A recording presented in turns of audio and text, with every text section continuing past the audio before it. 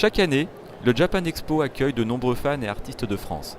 Découvrons ensemble Cécile Morvan, une jeune peintre et tatoueuse de plus en plus connue des fans de Dragon Ball. Je m'appelle Cécile Morvan, ça va faire actuellement 5 ans que je fais des petites peintures. Je suis également tatoueuse depuis 2 ans. J'ai une petite boutique. Alors en fait, je suis tatoueuse du coup à mi-temps. Je fais 3 jours de tatouage à la boutique et je fais 3 jours peinture pour pouvoir garder les deux métiers. Alors c'est beaucoup de travail mais également un petit peu de chance également. Au fur et à mesure, j'ai réussi à sortir un petit salaire avec mes peintures. Et le jour où j'ai vu que je pouvais un petit peu en vivre, j'ai lâché, donc ça fait un petit peu peur, mais j'ai lâché mes petits boulots. J'ai réussi à vivre quelques années avec mes peintures. Et j'ai rencontré du coup un petit tatoueur qui cherchait quelqu'un pour faire ses dessins. Donc je lui ai fait ses dessins. Et en contrepartie, du coup, il m'a montré comment faire pour tatouer. J'ai tatoué et j'ai tellement aimé que du coup, j'ai voulu faire du tatouage. Mais comme la peinture est presque une priorité pour moi, je veux absolument garder les deux métiers. Et je pense que si je devais choisir la peinture, de toute façon, soit un métier ou un loisir, c'est quelque chose que je ne pourrais jamais lâcher. J'ai vraiment découvert Dragon Ball Z quand j'étais au collège.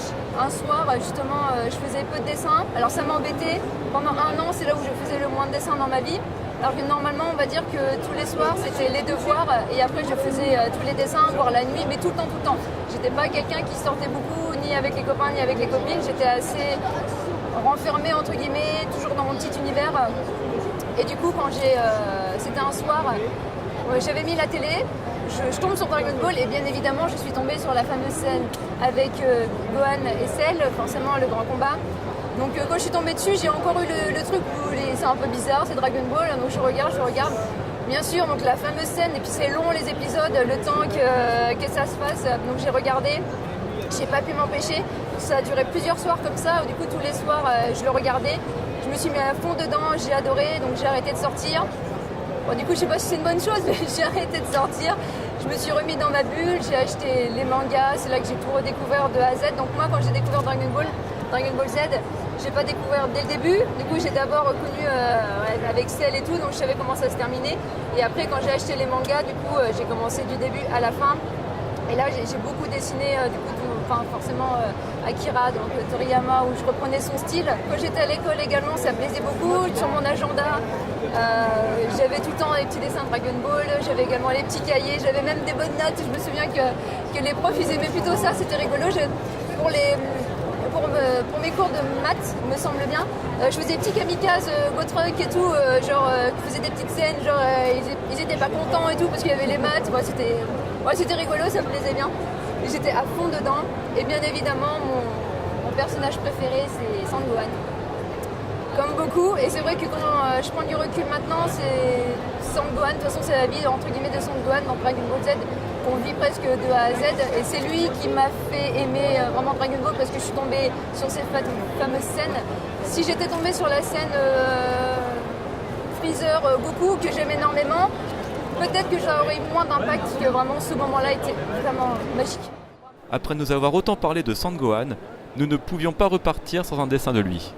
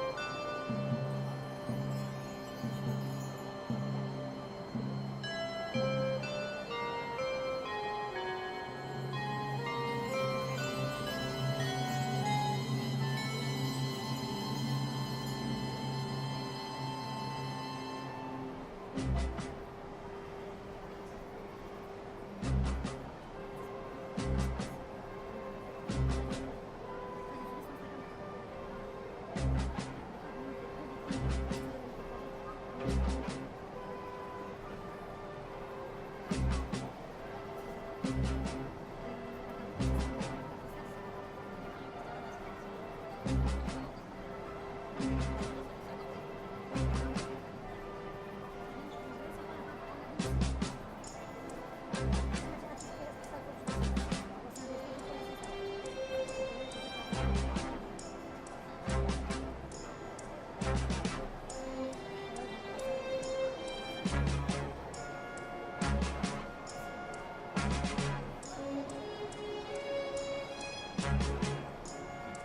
you.